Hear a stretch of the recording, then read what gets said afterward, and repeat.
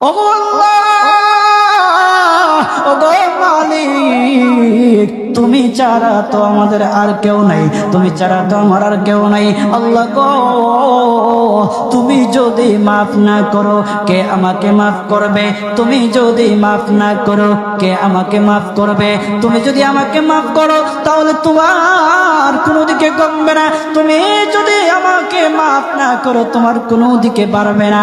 আল্লাহ গো, তুমি আমাকে মাফ করে দাও। সারাটা জীবন অন্যায় কাজ করেছি, সারাটা জীবন নাফরমানি করেছি, আমার কাছে কালেমার দাওয়াত কম আসে নাই, আমার কাছে কালেমার দাওয়াত কম আসে নাই, আমাকে লোকেরা কম বোঝায় নাই। ওগো আল্লাহ, তুমি আমাকে মাফ করে দাও। মাফ না করলে কোথায় যাব, কার কাছে যাব?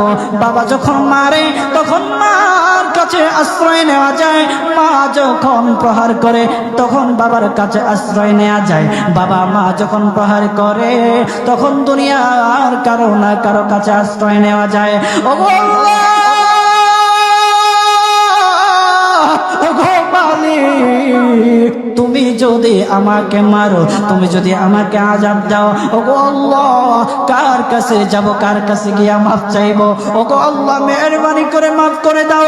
এইরকম কান্না করতেছে, কান্না করতেছে, চোখের পানি তার এমন ভাবে পড়তেছে, দাড়ি ভিজতেছে, দাড়ি ভিজে জমিনের মধ্যে চোখের পানি পড়তেছে, কান্না করতেছে। বান্দাটা কান্না করতে করতে করতে করতে আমার আল্লাহর কাছে এমন গ্রহণযোগ্যতা অর্জন করেছে, মহান আল্লাহ রাব্বুল আলামিন তার ডাকে সাড়া দিয়া তার জিন্দেগির সব গুনাহ মাফ করে দিয়েছেন।